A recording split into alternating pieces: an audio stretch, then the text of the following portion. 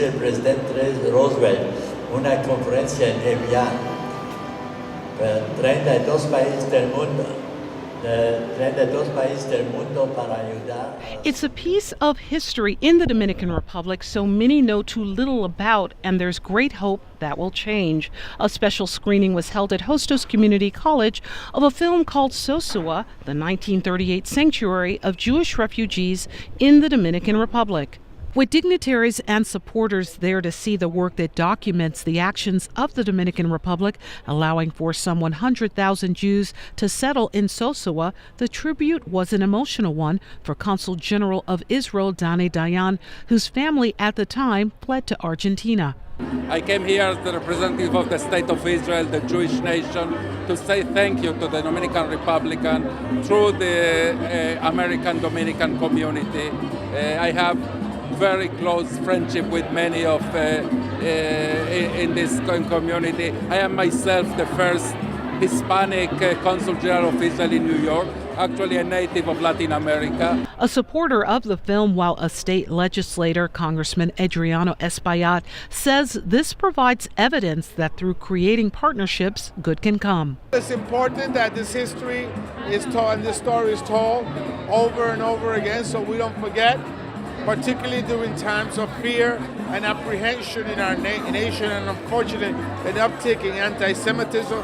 This story must be told. It's a story about the human spirit and the disposition of people to work together. Another supporter, New York State Attorney General Eric Schneiderman, his senior advisor and Deputy Director of Intergovernmental Affairs, Lillian Perez, was there. The reason why we have a very successful tourism industry, it's not so much because of the buildings and the beaches and the hotel. Yes, they're beautiful, they're wonderful, but the warm welcome that our culture, our food, our music, well, the most valuable asset we have is our people.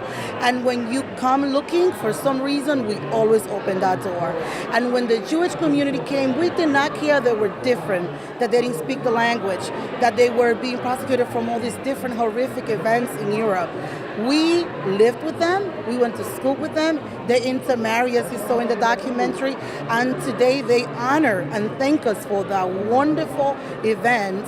And look, the United States has a lot of successful business leaders because they had an opportunity to live. And for Associate Dean for Community Relations, Ana Garcia-Reyes, involved in the research from the start, and President of Hostos Community College, David Gomez, for them a shared moment of pride. We're quite proud to be a part of this critical project. I think the history of what happened to many of the people that fled Europe during the Holocaust and the Dominican Republic critical role in that is not something that is widely known.